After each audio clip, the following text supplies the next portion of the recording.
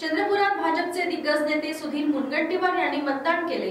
चंद्रपूर शहरातील सिटी माध्यमिक शाळेत सहकुटुंब मतदान करत त्यांनी कार्यकर्त्यांचाही उत्साह वाढविला। मुनगंटीवार स्वतः बल्लारपूर विधानसभा मतदारसंघातून भाजपचे उमेदवार आहेत। आपण केलेल्या विकास कामांच्या बळावर व सतत केलेल्या परिश्रमाच्या जोरावर आपण ही निवडणूक जिंकणार असल्याची भावना त्यांनी व्यक्त केली। मतदानाप्रसंगी सोबत असलेल्या त्यांच्या सुविद्य पत्नी सपना मुनगंटीवार यांनी देखील प्रचार काळात आलेले अनुभव कथन केले।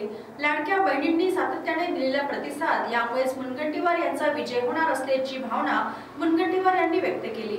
यावेळी सुधीर मुनगंटीवार व सपना मुनगंटीवार यांनी लाईव्ह चंद्रपूरशी साधलेला हा संवाद।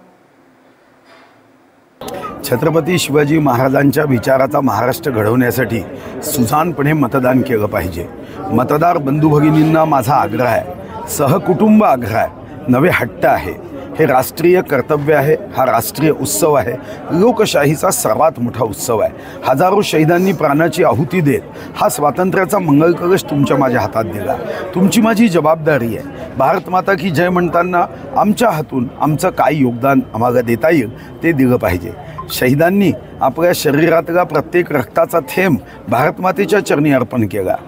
या बोटाला शाईचा एक थेंब लागण्यासाठी हजारो शहीदांनी जर रक्ताचा थेंब देशाच्या चरणी अर्पण केला असेल तर मग मतदान केंद्रावर जा आणि मतदान करा।